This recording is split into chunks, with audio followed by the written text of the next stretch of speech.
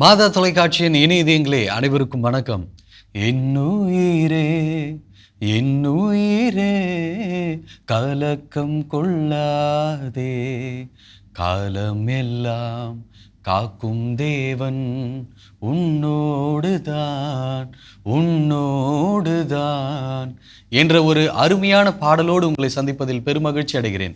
என் அன்புள்ளங்களே, இன்றைய நம்முடைய சிறப்பு நிகழ்ச்சிக்கு வருகை தந்திருக்கக்கூடிய நம்முடைய பாசமிகு அருட்தந்தை டேவிட் ஆரோக்கியம் அவர்களை உங்கள் அனைவருடைய சார்பாக அன்போடு வரவேற்கிறேன்.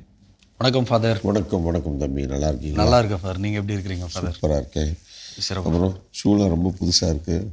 ஆமாம் ஃபாதர், வாங்கினேன் ஃபாதர். இப்போ தான் செருப்பு அறந்துக்குச்சு, அதனால். Okay okay. இல்லை, நான் கூட நீங்கள் இங்கேருந்து எடுத்துகிட்டு வந்துட்டீங்களா? இல்லை, ரொம்ப சிறப்பாக போயிட்டுருக்கு நம்முடைய நிகழ்ச்சியில் ஃபாதர். இப்போது வர வர நல்ல கருத்து பொதிந்த மெசேஜஸ்லாம் வருது. நிறையா இல்லை, நீங்கள் தான் வந்து மெசேஜ் கொடுங்கப்பா அப்படின்னு ஏதாவது ஒரு நம்மளை வந்து உற்சாகப்படி, அதனால் உற்சாகத்தில் அதான் வந்துடுது மெசேஜ். சிறப்பாக ஃபாதர். அதே நம்ம ஒவ்வொரு வாரமும் ஒரு புதிய சிந்தனையில் இந்த வாரம் ஃபாதர் ரொம்ப அழகான ஒரு காஸ்பலில் வந்து நம்முடைய நம்பிக்கை, அந்த நம்பிக்கைக்கு ஆப்போசிட்டு ஒரு ஐயம், சந்தேகம். ஸோ இதை வந்து ஐயம் கொள்ளாதே நம்பிக்கை கொள் அப்படின்னு சொல்லி, அது நம்பிக்கையை வலுப்படுத்துகிற வண்ணம் நம்ம வந்து எப்படி பயணிக்கலாம். யானையின் பலம் தும்பிக்கையிலே, மனிதனின் பலம் நம்பிக்கையிலே அப்படின்னு நீங்கள் வந்து தமிழில் நம்ம சொல்லுவோம் இல்லைங்களா? யானைக்கு வந்து பலம், அவ்வளோ பலம் அந்த தும்பிக்கையில். அது என்ன வேணாலும் மரத்தை அப்படியே அல்லாக்க பேர்த்து போட்டுறோம், என்ன வேணாலும் பண்ணும். அவ்வளோ பலம் அந்த யானைக்கு வந்து அதனுடைய தும்பிக்கை. மனிதனுடைய பலம் வந்து நம்பிக்கை. ஐயம்ன்றது வந்து அது எப்பொழுதுமே வாழ்க்கையில் நம்மோடு இணைந்து பிறந்தது தான். எங்கெல்லாம், அதாவது வலு எங்கே இருக்கிறதோ அங்கே வலுவின்மையும் இருக்கும். வலுவின்மை இருப்பதனால்தான் வலுவுக்கு வந்து ஒரு மரியாதை இருக்கும், ஒரு அதனுடைய மதிப்பு. அதாவது நிழலின் அருமை வெயிலில் தெரியும் சொல்லி சொல்லுவாங்க. அப்போது வெயில் இவ்வளோ கொடுமையாக இருக்குதுன்றதை வந்து அதை எங்கே போய் நம்ம வந்து அதனுடைய அந்த கொடுமையோடைய உச்சத்தை உணரணும்னு நிழலில் போகும்போது, ஆகா என்ன அந்த அருமையான நிழல் இருக்குது, இல்லை நிழல் இவ்வளோ அருமையாக இருக்குது அப்படின்றது வந்து வெயில் போகும்போது தான் அந்த நிழல் எவ்வளோ நல்லா இருக்குது அப்படின்னு நம்ம வந்து நிழலுடைய அருமையை நம்மளுக்கு வந்து புரியும். அப்போது நம்பிக்கைன்றது எப்பொழுதுமே வாழ்க்கையில் எல்லாருக்குமே ரொம்ப முக்கியம். அதே சமயத்தில் இந்த ஐயம் அவநம்பிக்கை அப்படின்னு சொல்லி சொல்கிறது வந்து, அது நம்பிக்கை வந்து இப்போ நம்ம எதிர்நோக்கு அப்படின்னு சொல்லி சொல்கிறோம். புதிய வார்த்தை தமிழில் எதிர்நோக்கு அப்படின்னு நம்ம வந்து சொல்கிறோம்.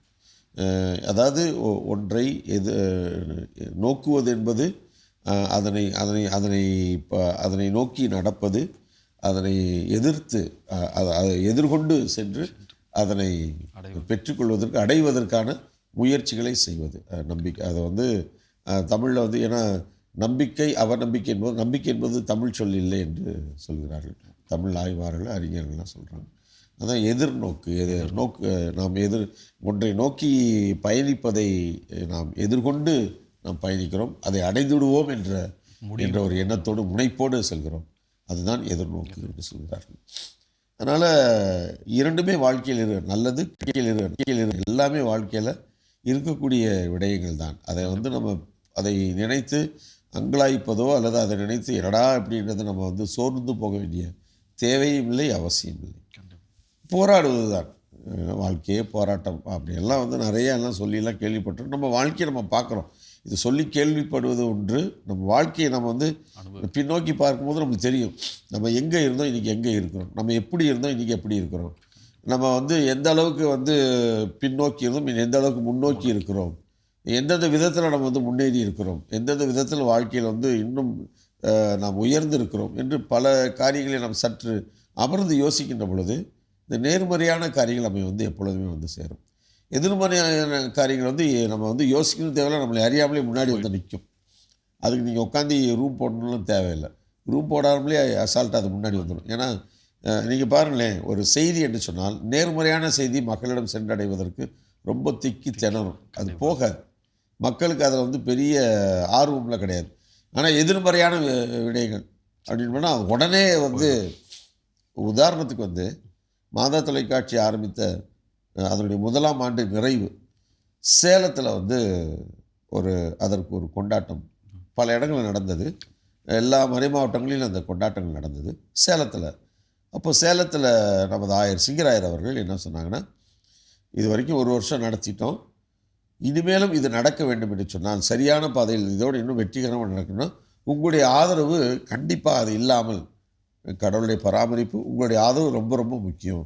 அப்போ தான் இது சரியாக போகும். அதனால் இது வரைக்கும் நீங்கள் ஆதரவு இன்னும் சிறப்பாக நீங்கள் பண்ணணும். இல்லாட்டி வந்து மாதா டிவி நடக்காது. ஒரு சில மாதங்கள் கழித்து நம்ம போகும்போது போகிற பக்கங்களாக மக்கள், மாதா டிவி நடக்காதாமே, மாதா டிவி ஏதோ நிறுத்த போகிறீங்களாமே, யார் சொன்னாங்க? 1000 சொன்னாங்க. அப்படியா? இல்லையே, இல்லை சொன்னாங்களே எங்கே? ஏன்னா நாங்கள் அவர் சொன்ன அந்த அது அந்த இனிமேல் நடக்காது அப்படின்னு ஒரு சொல்ல மட்டும் நம்ம எடுத்துக்கிட்டோம்னா அது இல்லை. அதற்கு முன்னாடி என்னென்னலாம் சொன்னார் அதை பற்றி யாருக்குமே வந்து அக்கறை இல்லை. அவர் சொன்ன நடக்காதாமே, நிறுத்த போகிறீங்களாமே, எனக்கு ஒரு மாதிரி என்னடா இப்படி சொல்கிறாங்க அப்படின்னு உட்காந்து கொஞ்சம் யோசிக்கையில் அவர் இப்படி இதான் சொன்னார். 1 வருஷம் நடத்திட்டோம், நல்லா போயிட்டுருக்குது, தொடர்ந்து உங்கள் ஆதரவு இல்லாட்டி இனி நடக்காது அப்படின்றது அது சொல்கிறார். அப்போ நீங்கள் தொடர்ந்து நீங்கள் ஆதரிக்கணும், இன்னும் அதிகமாக நீங்கள் உதவி செய்யணும். ஸோ எதிர்மறையான அந்த ஒரு ஒரு சொல் மாதா டிவி இனிமேல் நடக்காது. ஏன் நடக்காது என்று சொன்ன காரியங்களெல்லாம் அவர் சொல்லாமல் விட்டு மக்கள் அந்த ஒரு வார்த்தையை மட்டும் பிடிச்சிட்டு போகிற பக்கங்கள் எங்கள்கிட்ட கேட்டாங்க. அப்போ நான் ஆண்டவர்கிட்ட சொன்னேன், தயவுசெய்து இந்த மாதிரி நம்ம வந்து மக்கள்கிட்ட எதிர்மறையான காரியங்களை சொல்ல வேண்டாம். எப்படி சொல்லணும்னா, நல்லா போயிட்டுருக்குது, நீங்கள் உதவி செஞ்சுட்டுருக்கிறீங்க, இன்னும் அதிகமாக உதவி செய்யுங்க, இன்னும் சிறப்பாக நடக்கும், இன்னும் நிறைய காரியங்களை பார்ப்பீங்க. இன்றைக்கு அதுதான் இன்றைக்கு மாதா தொலைக்காட்சி மட்டுமல்ல, இன்றைக்கு மாதா தொலைக்காட்சி தொடர்போடு எவ்வளோ காரியங்கள் இன்றைக்கு இளைஞர்களுக்கு பயிற்சி வகுப்புகள் ஒவ்வொரு மறை மாவட்டத்திலையும் நடத்துகிறோம். இங்கே கூட சிறப்பான பயிற்சிகள் நடத்திக்கிட்டு இருக்கிறோம். அதுக்கடுத்து நம்ம ஏறக்குறைய புதிதாக திருநிலைப்படுத்தப்படுகின்ற குருக்கள் தமிழகத்தில் இருக்கிற எல்லா 18 மறை மாவட்டங்களையும் சார்ந்த குருக்களுக்கு வந்து தமிழ்நாட்டில் இருக்கக்கூடிய 3 என்ன சொல்கிறது மேஜர் செமினரிஸ், பெரிய குருபாடங்கள் இருக்கக்கூடிய தியாக்கோன்கள், அதே மாதிரி பெங்களூரில் பார்த்திங்கன்னா அதிகமாக தமிழ்நாட்டிலேருந்து அதிகமான தியாக்கோன்ஸ் அங்கேயும் படிக்கிறாங்க. அதனால் சொல்லப்போனால் பெங்களூர்லேருந்து வரக்கூடியவங்க வந்து தமிழ்நாடு, ஆந்திரா, கேரளா, கர்நாடகா மற்றும் வட மாநிலங்கள்லேருந்துலாம் வந்து எனக்கு நான் இந்த தடவை 56 தியாக்கோன்கள் வரப்போகிறாங்க அங்கேருந்து, பெங்களூர்லேருந்து மட்டும். அப்போது ஆரம்பித்ததும் மாதா தொலைக்காட்சி. சென்னையில் இன்றைக்கு எத்தனை காரியங்களை, அதுக்கடுத்து மாதா மக்கள் மையம், அதை இப்போது அதற்கான நிலங்களை வாங்கியிருக்கிறோம், அதற்கான காரியங்களை செய்வதற்கு அடுத்து முனைப்புகள் எடுத்துக்கிட்டு இருக்கிறோம். அது ஒரு பெரிய, அது வந்துருச்சுன்னா அதை கட்டி முடிச்சிட்டோம்னா அது மாதிரி இந்தியாவிலே ஒரு இடமே கிடையாது. கண்டிப்பாக இந்தியாவிலே கிடையாது. இந்தியாவிலே ஒரு இடத்துல ஒரு 200 பேர் தங்கி, அதாவது 200 அறைகளோடு அப்படின்னா 400 பேர் தான், 400 பேர் தங்கி தியானம் செய்து மக்கள் கடவுளுடைய, அதே மாதிரி கவுன்சிலிங், இந்த மாதிரியான பல காரியங்களை இந்தியாவிலே கிடையாது. இதுதான் முதல் முயற்சி இந்தியாவிலே. அப்போ இவ்வளோ பெரிய காரியத்தெல்லாம் வந்து எதில் வழியா? மாதா தொலைக்காட்சி. அப்போது இதுக்கு யார் ஆதரவாக இருக்கிறா? கடவுளுடைய பராமரிப்பு, அன்னையுடைய பரிந்துரை, மக்களுடைய பங்களிப்பு, அவர்கள் எல்லோரும் நம்ம இணைந்து நம்மளுடைய உழைப்பு எல்லாம் சேர்ந்து, அப்போது எவ்வளோ பெரிய ஒரு நம்பிக்கையான காரியம் இல்லைங்களா? அப்போது வாழ்க்கையில் நம்பிக்கை என்பது தான் ரொம்ப பெரிய விடயம். ஆனால் அதனை பாதிக்கக்கூடிய ஐயங்களும் மற்ற காரியங்களும் வாழ்க்கையில் இயந்து தான், 2 சேர்ந்து தான் வரும். ஆனால் அதை வென்றெடுப்பது, அதற்கு வந்து நம்ம முழுக்க நம்மை அர்ப்பண உணர்வோடு நம்ம உழைக்கணும், கடவுளுடைய அருளை தேடணும், மக்களுடைய பங்களிப்பை, ஒத்துழைப்பை வந்து மக்கள்கிட்ட பெற்றுக்கொள்ளணும். இது எல்லாம் இயைந்து, நம்ம குடும்பத்தில் அதே மாதிரி தான், பெற்றோர் மத்தியில் உடைய நம்பிக்கை, பிள்ளைகள் எல்லாரும் இயைந்து செயல்படுகின்ற முறை. அப்போ குடும்பத்தில் வந்து ஒரு தனி நபர் கிடையாது, எல்லாருமே இயைந்து. ஆனால் அந்த ஒவ்வொரு தனிப்பட்ட மனிதருடைய அப்பா, அம்மா, கணவன், மனைவி, பிள்ளைகள், இவருடைய நம்பிக்கை, அவருடைய ஒத்துழைப்பு, கடவுளுடைய ஆசீர்வாதம். சிறப்பு ஃபாதர். பயங்கரமாக ஒரு எடுத்துக்காட்டு, நம்முடைய மாதா தொலைக்காட்சியினுடைய அந்த வளர்ச்சியே எடுத்துக்காட்டாக காமிச்சிருக்கிறீங்க. கண்டிப்பாக நம்பிக்கைக்கு இது மிகப்பெரிய ஒரு எடுத்துக்காட்டாக இருக்கும் ஃபாதர். ஸோ தொடர்ந்து நம்ம கடிதங்களுக்குள்ள முதல் கடிதமாக ஃபாதர், ஐயா லூகாஸ் கண்டர் விலாகம், தொடர்ந்து ஒவ்வொரு வாரமும் எழுதி கொண்டே இருக்கக்கூடியவர். வந்ததும் தந்ததும் அன்பார்ந்த அருட்தந்தை டேவிட் ஆரோக்கியம் அவர்களுக்கு வணக்கம். கடவுள் வணக்கம் பகுதியில் திரு தமிழ்ஜோ மற்றும் திருமதி கல்பனா அவர்களும் தினமும் வாழ்க்கைக்கு தேவையான நல்ல கருத்துக்களை பகிர்வது மிகவும் அருமை. 8/7/2026 அன்று உலக தொடர்பு நாள் நிகழ்ச்சியில் செயற்கை நுண்ணறிவு AI சம்பந்தமாக நாகர்கோவில் புனித சேவியர் கத்தோலிக்க பொறியியல் கல்லூரி மாணவ மாணவிகள் மற்றும் பேராசிரியர்கள் கலந்து கொண்டு நன்மை தீமைகள் பற்றி பேசியது மிகவும் சிறப்பாக இருந்தது. மேலும் இந்த தொழில்நுட்பத்தில் ரோபோட்டுடன் இணைந்து குமரி கடல் மற்றும் பூம்புகார் கடல் ஆய்வுகள் செய்து தமிழர் நாகரிகத்தை வெளியுலகுக்கு கொண்டு வந்தால் மிகவும் பயனுள்ளதாக இருக்கும். 11/7/2026 வலையுலகம் நிகழ்ச்சியில் முதியவர்கள் சைபர் குற்றத்தில் எவ்வாறு பாதிக்கப்படுகிறார்கள் என்பதை அருட்பணி ஜெனித் சேகர் அவர்கள் விவரித்து சொன்னது மிகவும் பயனுள்ளதாக இருந்தது. 11/7/2026 நலம் தரும் நேரம் நிகழ்ச்சியில் டாக்டர் மகாலட்சுமி அவர்கள் பற்களை பற்றி பல் எவ்வாறு பாதுகாக்கப்பட வேண்டும் என்று பேசியது மிகவும் சிறப்பாக இருந்தது. 12/7/2026 அன்று கதைகள் 1000 பகுதியில் முனைவர் தந்தை சேவியர் அந்தோணி அவர்கள் முல்லா கதையை சொல்லி அதற்கு விளக்கமும் கொடுத்தது மிக சிறப்பாக இருந்தது, சிந்திக்கவும் வைத்தது. மாதா தொலைக்காட்சி நல்ல முறையில் செயல்பட அதில் பணிபுரியும் அனைத்து அருட்பணியாளரும் ஊழியர்களுக்கும் நலமுடன் வாழ வேண்டுவதுடன் அவர்கள் அனைவருக்கும் என்னுடைய நெஞ்சார்ந்த பாராட்டுக்கள். இப்படிக்கு லூகாஸ் ஃபாதர் கண்டர்விலாகும். அதனால் சகோதரர் லூகாஸ் ஐயா லூகாஸ் ரொம்ப ரொம்ப சந்தோஷம். நீங்கள் பார்த்தீங்கன்னா இப்போ தொடர்ச்சியாக கடிதம் எழுதுறீங்க, அது ரொம்ப ரொம்ப பாராட்டப்பட வேண்டிய விஷயம். கடிதத்தில் வந்து பார்த்திங்கன்னா குறிப்பிட்ட நிகழ்ச்சிகளில் நீங்கள் பெற்றுக்கொண்ட நல்ல விடயங்களை குறித்து நல்ல செய்திகளை வந்து நீங்கள் அங்கே அதனை சுட்டி காட்டி சொல்வது, கடிதங்கள் எழுதுவது இன்னும் சிறப்பாக இருக்குது. ஏன்னா சும்மா ஓகே எனக்கு பிடிச்சிருக்கு நல்லா இருக்குது அப்படின்னு நம்ம சொல்வது அது பாராட்டப்பட வேண்டிய விஷயம். அதுவும் சாதாரண விடயம் இல்லை. ஏன் பிடித்திருக்கிறது, என்ன காரணத்திற்காக பிடித்திருக்கிறது, இதில் வந்திருக்கிற இந்த செய்திகள் எனக்கு எந்த அளவுக்கு எனக்கு இது வந்து என்னென்னு கேட்டிங்கன்னா, அப்போது இந்த கடிதத்தை கேட்கின்ற மற்ற இனிய இதயங்களுக்கு இவ்வளவு விடயங்கள் அங்கே இருக்கிறதா, அப்போ கடவுள் அது நிறைய பேர் பார்த்திங்கன்னா இன்னும் காலை வணக்கம்னே சொல்கிறாங்க. அது காலை வணக்கம் அல்ல, அது கடவுள் வணக்கம். ஏன்னா நம்ம எப்பொழுதுமே நம்முடைய நிகழ்ச்சிகள்லாம் பார்த்திங்கன்னா நிகழ்ச்சியினுடைய தொடக்கத்தினுடைய முதல் இது வந்து கடவுள் வணக்கம். ஏன்னா மற்ற தொலைக்காட்சியில் மற்ற வணக்கம் எல்லாம் வந்து சொல்கிறாங்க. நம்ம வந்து கடவுளை முன்னிலைப்படுத்துவோம், கடவுளை வணங்குவோம், கடவுளை புகழ்வோம், கடவுளை அவருக்கு ஆராதனை செலுத்துவோம், பிறகு நமது வாழ்க்கையை தொடங்குவோம் என்ற ஒரு கணக்கில் கடவுள் வணக்கம் என்ற நிகழ்ச்சியை நம்ம வந்து ஏன்னா எடுத்தோடனே காலையில் மாதா தொலைக்காட்சி எடுத்தோடனே துதிகள் ஆராதனையோடு காலை நிகழ்ச்சி 5 மணிக்கு துதிகளோடு ஆரம்பிப்போம். பிறகு அன்றைய அப்புறம் ஒரு சில ஜெபங்கள் வந்து காலை ஜெபங்கள் இருக்கும். அப்புறம் வந்து பார்த்திங்கன்னா தியானம் செய்கின்ற இது இருக்கும். அப்புறம் அன்றைய நற்செய்திக்குரிய விளக்கம் இருக்கும். அதனுடைய தொடர்ச்சியாக திருப்பலி இருக்கும். திருப்பலி முடிந்த உடனே முதல் நிகழ்ச்சியாக கடவுள் வணக்கம். எல்லாருமே அதை பாருங்கள், பயனடைங்க, மற்றவங்கள்ட்டையும் அதை குறித்து சொல்லுங்கள்.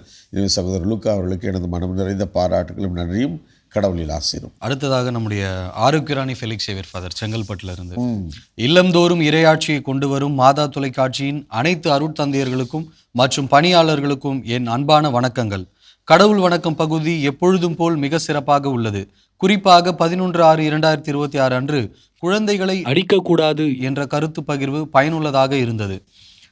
அதே போன்று 2/7/2026 அன்று அண்டம் யூனிவர்ஸ் மூலமாக நாம் என்னென்ன கற்றுக்கொள்ளலாம் என்ற கருத்து பகிர்வு சற்று புதுமையான பகிர்வாகும்.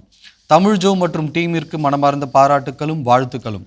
கதைகள் 1000 பகுதியின் சிறப்பினை பற்றி நான் கூற தேவையில்லை, நாம் அனைவரும் அறிந்த ஒன்றுதான். இருப்பினும் பெண்கள் அணியும் ஒவ்வொரு அணிகலன்களுக்கும் ஏற்புடைய காரணங்களை விளக்கியது சிறப்பாக இருந்தது. அதே போன்று வலைத்தளம் மூலம் மனிதன் எவ்வளவுதான் முன்னேற்றம் அடைந்தாலும் ஆண்டவருடைய உதவி முதன்மையானது என்று விளக்கியது மிக சிறப்பு. அருட்தந்தை சேவியர் அந்தோணி அவர்களுக்கு மனம் நிறைந்த பாராட்டுக்கள். 1/7/2026 அன்று எடுத்துவாசி நிகழ்ச்சியில் அருட்தந்தை ஸ்டான்லி அவர்கள் கவிஞர் முத்துக்குமாரின் கவிதையை சொல்லி விளக்கம் கொடுத்தது அருமை. அதே போன்று ஒரு தலைவன் எவ்வாறு செயல்பட வேண்டும் என்ற விளக்கமும் சிறப்பாக இருந்தது. இதே போன்று ஒவ்வொரு நாளும் அருட்தந்தை ஸ்டான்லி அவர்கள் தகுந்த உதாரணங்களோடு விளக்குவது மிகவும் சிறப்பு. ஜாடிக்கேத்த மூடியாக அருட்தந்தை பிரகாஷ் அவர்களும் மிக உற்சாகமாக பங்கு கொள்வது அருமை. இரு தந்தையர்களுக்கும் என் அன்பான வாழ்த்துக்கள்.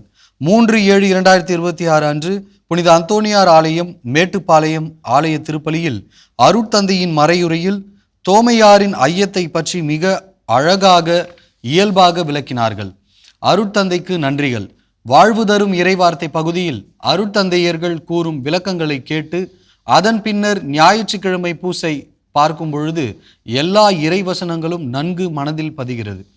அதே போன்று தினமும் ஒரு திருப்பாடல் பகுதியும் அன்றன்று உள்ள திருப்பாடல் பகுதிகளை அருட்தந்தையர்கள் விளக்கி கூறுவது மிக சிறப்பான அம்சமாகும். வாழ்த்துக்கள் தந்தையே. ஃபாதர்ஸ் டே செலிப்ரேஷன் சகோதரர் ஆகாஷ் தனது பாணியில் அழகான விளக்கம் கூறியது மட்டுமன்றி பல இனிய இதயங்களோடு அவர்களது அனுபவங்களை பகிர்ந்து கொண்டது மிக சிறப்பாக இருந்தது. அமைதியாக அலட்டிக்கொள்ளாமல் தங்கள் கடமைகளை செய்து கொண்டிருக்கும் தந்தையர்களுக்கு முக்கியத்துவம் கொடுத்து சிறப்பித்த மாதா தொலைக்காட்சிக்கு வாழ்த்துக்கள். ஜூலை மாதம் தொடங்கினால் அது ஊடக தொடர்பு நாளை சிறப்பிக்கும் மாதம் என்பது எங்கள் அனைவருக்கும் தெரிந்த ஒன்றே. ஆகவே ஊடக தொடர்பு வார நிகழ்ச்சிகளை சுவைத்து கொண்டிருக்கிறோம். நாங்கள் சுவைத்தவற்றை பிறருக்கு தெரியப்படுத்துவது அடுத்த மடலில். இனிய இதயங்களின் மகிழ்ச்சி ஒன்றையே தன் இலக்காக கொண்டுள்ள மாதா தொலைக்காட்சிக்கு என் மனமார்ந்த நன்றிகள். மரியே வாழ்க. இப்படிக்கு ஆரோக்கியராணி ஃபெலிக்ஸ் சேவியர் ஃபாதர். ரொம்ப ரொம்ப சந்தோஷமாக ஆரோக்கியராணி ஃபெலிக்ஸ் சேவியர் செங்கல்பட்டுலேருந்து ரெகுலராக போய் எழுத ஆரம்பிச்சிட்டிங்க. நீங்களும் வந்து கடவுள் வணக்க நீங்கள் கரெக்டாக கடவுள் வணக்கம் நிகழ்ச்சி என்று சொல்லி பல்வேறு நிகழ்ச்சிகள் குறித்து நீங்கள் அதில் ரொம்ப அழகாக சொன்னீங்க.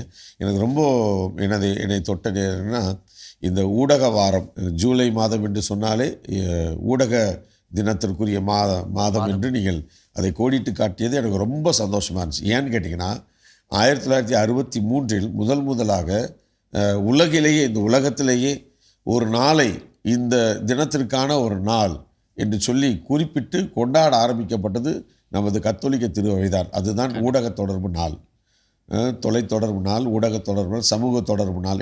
எப்படினாலும் சமூக தொடர்பு நாள்னு சொல்லி ஆரம்பித்தோம். சமூக தொடர்பு, சோஷியல் கம்யூனிகேஷன். இந்த சோஷியல் மீடியா அப்படின்னு இன்றைக்கி வந்து ரொம்ப பெரிய ஃபேமஸாக இருக்குதுன்னா அந்த வார்த்தையை உருவாக்கி கொடுத்ததே நம்ம கத்தோலிக்க திருவை தான். சோஷியல் கம்யூனிகேஷன்னா வந்து தொடர்பு, அதை வந்து மீடியா எல்லாம் இதை உருவாக்கி கொடுத்தது நம்ம திருச்சபை தான். அதற்கென்று ஒரு நாளை குறிப்பிட்டு நமக்கு கொண்டாட கொடுத்ததும் கத்தோலிக்க திருச்சபை தான். எவ்வளோ பெரிய விஷயம் பாருங்கள். அது வந்து மக்கள் மத்தியில் பெருசாக ப்ராப்ளமாக இல்லை. ஏன்னா அதுக்கு ஒரு இதெல்லாம் அடிப்பாங்க, நம்ம ஒரு போஸ்டர் அடிப்பாங்க, நோட்டீஸ் அடித்து கோயிலில் இது வைப்பாங்க. நம்ம பல்வேறு தினங்களை இது ஒரு தினமாக அது பாட்டுக்கு போயிட்டு தான் இருந்துச்சு. மக்கள் மத்தியில் பெருசாக அது ரெஜிஸ்டர் ஆகலை. ஆனால் மாதா தொலைக்காட்சி வந்த பிறகு இந்த தினத்தை குறிப்பிட்டு அந்த தினத்திற்காக திருத்தந்தை கொடுத்த செய்தியை அதற்கான விளக்கங்களை சொல்லி ஒரு வாரம் முழுக்க அதனை பகுதியாக அதை விவரித்து விளக்கி சொல்லி பல்வேறு நிகழ்ச்சிகளின் வழியாக அதை மக்களிடத்தில் கொண்டு போன பிறகு இன்றைக்கு மக்கள் மத்தியில் அதற்கு ஒரு விழிப்புணர்ச்சி வந்திருக்குது. அதை நீங்கள் அழகாக குறிப்பிட்டு நீங்கள் வந்து சொல்லியிருக்கீங்க. இந்த முறை திருத்தந்தை அவர்கள் மனித முகங்களையும் மனித குரலையும் பாதுகாப்பது நமது கடமை. ஏன்னா இன்றைக்கி வந்து மனிதனுடைய முகங்கள் இன்றைக்கு வந்து பார்த்திங்கன்னா சர்வசாதாரணமாக நம்மளே இல்லை ஒரு இடத்துல இல்லாமல் இருந்திருப்போம், எடிட் பண்ணி நம்ம இருந்தது மாதிரி காட்டுறாங்க. பல்வேறு இது மாதிரிலாம் நடக்குது. நம்ம குரலை இன்னொருத்தவங்க குரலை நம்ம குரல் மாதிரி நம்ம பேசுன மாதிரிலாம் பண்ணுறாங்க. அதெல்லாம் நிறைய நடக்குது இன்றைக்கி வந்து இந்த ஆர்டிஃபிஷியல் இன்டெலிஜென்ஸ் வழியாக, செயற்கை நுண்ணறிவு வழியாக. அப்போது இதையும் தாண்டி பல்வேறு இன்றைக்கு மனிதனுடைய வளங்களை வந்து செயற்கை நுண்ணறிவை வைத்து அதனை பின்தள்ளக்கூடிய சூழல் உருவாகிருச்சு. அப்போது யாரை முதன்மைப்படுத்த வேண்டும் என்பதை குறித்து திருத்தந்தையருடைய செய்தி இந்த ஆண்டு மிகச்சிறப்பான ஒரு செய்தி. அவருடைய கடிதம், அவர் எழுதிய முதல் என்சைக்கிளிக்கல் என்று சொல்லுவார், திருத்தூது மடல் என்று சொல்வார்கள் தமிழிலே. மக்னிஃபிகாத் உமானிதாஸ், மனிதத்தை மேன்மைப்படுத்துவது, அதை குறித்தும் அவர் தான் வெளியிட்டிருக்கிறார். இந்த வருஷம் ஜனவரி மாதம் அவரே கையொப்பமிட்டு அதை அவரே வெளியிட்டிருக்கிறார். அதையும் இப்போ நம்ம மாதா தொலைக்காட்சி அதற்கான விளக்கங்களை நாம் சொல்ல ஆரம்பிச்சிருக்கிறோம். அதனால் ரொம்ப சந்தோஷமாக கடவுளின் ஆசிரியர் நாள் உங்களோடு. Thank you father. அடுத்ததாக ஃபாதர் பாத்திமா கேத்திலிருந்து. ஃபாதர், மாதா தொலைக்காட்சி முதன்மை செயலர் அருட்தந்தை டேவிட் ஆரோக்கியம் மற்றும் மாதா டிவி குடும்பத்தினர் அனைவருக்கும் எனது நன்றி கலந்த வணக்கத்தை தெரிவித்துக் கொள்கிறேன். உங்கள் அனைவரின் உடல் உள்ள ஆன்மீக நலனுக்காகவும் மாதா டிவியின் வளர்ச்சிக்காகவும் அனுதினம் திருப்பலியில் மண்டியிட்டு ஜெபிக்கிறேன். மாதா டிவியில் அனைத்து நிகழ்ச்சிகளும் மிக சிறப்பாகவும் ஆசீர்வாதமாகவும் இருக்கிறது தந்தையே. மே மாதத்தில் நடைபெற்ற 24 மணி நேர உலகளாவிய தொடர் ஜெபமாலை மிக சிறப்பாக நடைபெற்றது. உலக நாடுகள் சமாதானத்திற்காக மாதா அம்மாவிடம் மன்றாடிய நிகழ்ச்சி மனதை தொட்டது. 1 சுவிட்சர்லாந்து புனித லூர்து அன்னை கெபியிலிருந்து, 2 புனித பாத்திமா அன்னை தமிழ் ஆன்மீக பணியகம் கனடா, 3 திருக்குடும்ப ஆலயம் கோட்டாறு, 4 லாவாங் மாதா பேராலயம் வியட்நாம், 5 வேளாங்கண்ணி தமிழ் குழுமம் தெற்கு கலிஃபோர்னியா லாஸ் ஏஞ்சல்ஸ் அமெரிக்கா, 6 புனித ஜெபமாலை அன்னை ஆலயம் யாழ்ப்பாணம் இலங்கை, 7 புனித வேளாங்கண்ணி பேராலயம் மற்றும் பல ஆலயங்களில் மக்கள் பக்தியோடு ஜெபமாலை ஜெபித்தார்கள். நானும் அவர்களோடு சேர்ந்து ஜெபித்தேன். இயேசுவின் திரு இருதய மாதம் ஜூன் 12/6/2026 அன்று காலை 6 மணி முதல் 13/6/2026 அன்று காலை 6 மணி வரை நடைபெற்ற உலகளாவிய தேவ நற்கருணை ஆராதனை வழிபாடு மிக சிறப்பாக இருந்தது. அன்றைய தினம் நம் ஆண்டவரின் இரக்கத்தை நாடி மனதுருகி ஜெபித்தேன் தந்தையே. மாதா டிவியில் திருப்பலி, தேவ நற்கருணை ஆராதனை, திருஜெபமாலை, எடுத்து வாசி, நீ நம்பினால், குட் நைட் டாக், வத்திக்கான் டாப் 10 இந்த நிகழ்ச்சிகளை தவறாமல் பார்ப்பேன். மனதிற்கு ஆறுதலையும் ஆசிரியையும் தருகின்றது. எடுத்து வாசி குறிப்பேடு முதல் புத்தகத்தை அருட்தந்தை டேவிட் ஸ்டான்லி குமார் அவர்கள் மிக சிறப்பாக விளக்கி கூறினார். தாவீது அரசரை ஆண்டவர் எப்படியெல்லாம் அன்பு செய்தார் என்பதை மிக அருமையாக எடுத்துரைத்தார்.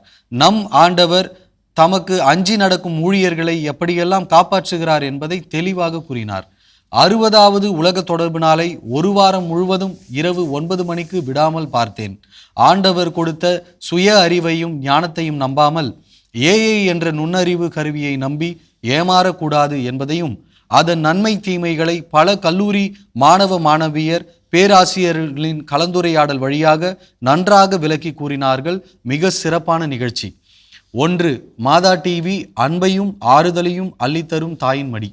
2. மாதா டிவி உலக கல்வி, வாழ்க்கை கல்வி, விசுவாச கல்வி முதலியவற்றை கற்றுத்தரும் பாடசாலை. 3. மாதா டிவி உலகில் எவ்வளவு துன்பங்கள், சோதனைகள், வியாதிகள், கடன் தொல்லைகள் புயலாக நம்மை தாக்கினாலும் நம்மை தாங்கி நிற்கும் பாறை, அரண், ஊன்றுகோல். 4. மாதா டிவி அலைபேசி, தொலைக்காட்சி இவற்றின் வழியாக கிடைக்கும் மகிழ்ச்சியை விட பல்லாயிரம் மடங்கு ஆறுதலை தருகின்ற சக்தி வாய்ந்த கருவி. மாதா டிவி பார்த்து அனுபவித்து இந்த கடிதத்தை எழுதுகிறேன். இப்படிக்கு பாத்திமா ஃபாதர் கேத்திலிருந்து எழுதியிருக்காங்க. அம்மா ரொம்ப சந்தோஷமாக, ரொம்ப உங்களுடைய பாயிண்ட்ஸ் வந்து வேறு லெவலில் இருக்குது இல்லையா? அதை கூட ஒரு பாடலாக கூட மாற்றுங்க. அதை ஒரு பாடலாக மாற்றுங்க. அந்த 4 பாயிண்ட்ஸையும் வச்சு ஒரு பாடல் ஏற்றுங்க. அடுத்த வருஷம் என்ன சொல்கிறது, மாதா தொலைக்காட்சியுடைய பிறந்தநாள் பாடல். ஆமாம், பாடுக்கு இப்போ நீங்கள் முயற்சி செய்யுங்க. ரொம்ப அருமைமா. அதாவது இது இதில் பார்த்தீங்கன்னா எல்லா கடிதங்களுமே அந்த கடவுள் வணக்க நிகழ்ச்சி, எடுத்து வாசி நிகழ்ச்சி, அப்புறம் ஊடக நிகழ்ச்சி, உலக தொடர்பு நாள். உண்மையிலேமா அதாவது நம்ம திருச்சபை பார்த்திங்கன்னா இது நம்ம மக்கள் மீது எவ்வளவு அக்கறைப்படுகிறது, மக்களுடைய அன்றாட வாழ்க்கையை குறித்து, அன்றன்றைய பிரச்சனைகளை குறித்து இந்த நமது திரு அவை தூங்கி கொண்டிருப்பதில்லை. நமது திரு அவை என்று சொன்னால் திருத்தந்தையாருடைய தலைமையிலே இன்றைக்கு இயங்கிக் கொண்டிருக்கின்ற திரு அவை ஆவியாருடைய வழிநடத்துதலே, ஆண்டவர் இயேசுனுடைய அந்த மீட்பின் பாதையிலே, தந்தையினுடைய பராமரிப்பிலே, அன்னையினுடைய பரிந்துரையிலே, சகல புனிதனுடைய பரிந்துரையிலே இன்றைக்கு நம்மை ஆண்டாண்டு காலமாக வழிநடத்துகின்ற திரு அவை எப்பொழுதுமே மக்களை குறித்து, இந்த சமூகத்தை குறித்து, சமூகத்தில் இருக்கின்ற ஒவ்வொரு நிலையும் குறித்து அக்கறைப்படுகின்ற, இது தூங்கி கொண்டிருக்கின்ற ஏதோ ஒரு இடத்துல இருக்கின்ற ஒரு திரு அவை அல்ல, அன்றாட பிரச்சனைகளிலே பங்கெடுக்கின்ற ஒரு திரு அவையாக இருக்கிறது. நன்மையை பாராட்டுகிறது, தீமையை சுட்டி காட்டுகிறது, பொய்மையை, மெய்யற்ற தன்மையை அது கடிந்து கொள்கிறது.